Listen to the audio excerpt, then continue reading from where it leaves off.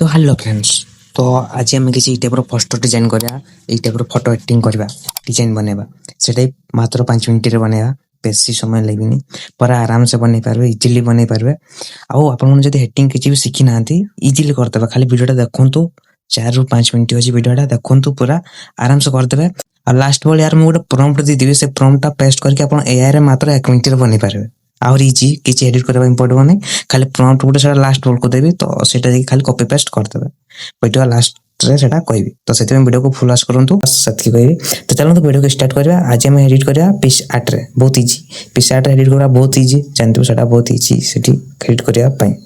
तो से pics art रे एडिट करबा। तो पिक्स आर्ट को फर्स्ट डाउनलोड कर देबे क्यों डाउनलोड करबे प्ले स्टोर जदी डाउनलोड करबे तो पेट वाला आसी पारे किसी जदी इफेक्ट ऐड करबे कि अलग किसी सिस्टम जदी किसी ऐड करले किसी मटेरियल ऐड करले थर थर पेड वाला पळे आसे तो सेति पई अनलॉक वाला काम आपन को डाउनलोड करबार अछि तो सेटा कोड पाइबे एटा गूगल ले इजीली पाइछबे। जदी पाउ नांती खोजि की तो मते कमेंट करले मु यार लिंक देतिबी आपन माने इजीली डाउनलोड करतबे। तो सेति पई आपन को कमेंट करार अछि और चैनल को सब्सक्राइब करके रखिबार अछि बस सेति।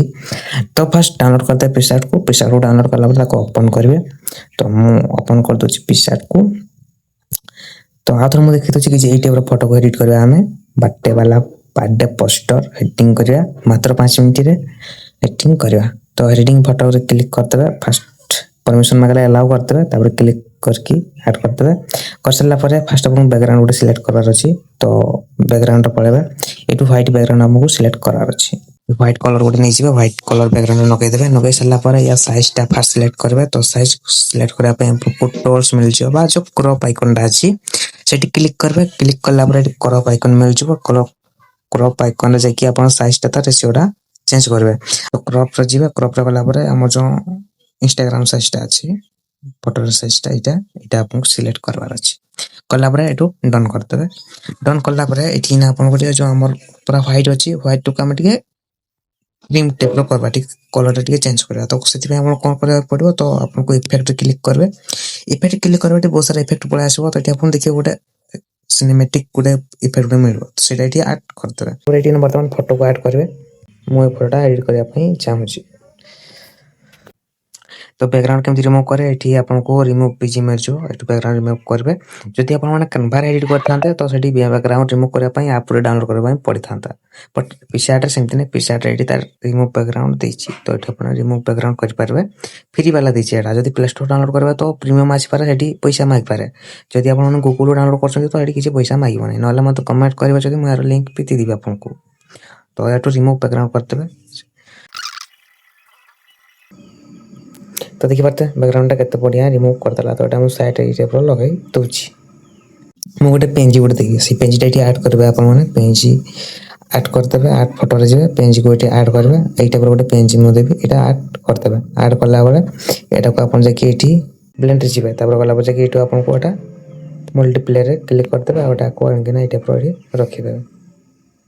तो ती गला परे आउतर फोटो को ऐड करबे ए फोटो को जो फोटो नै जंदे से फोटो को एठी ऐड करबा आउतर बैकग्राउंड रिमूव करे फर्स्ट तापर यार साइज टा डिक्रीज करबे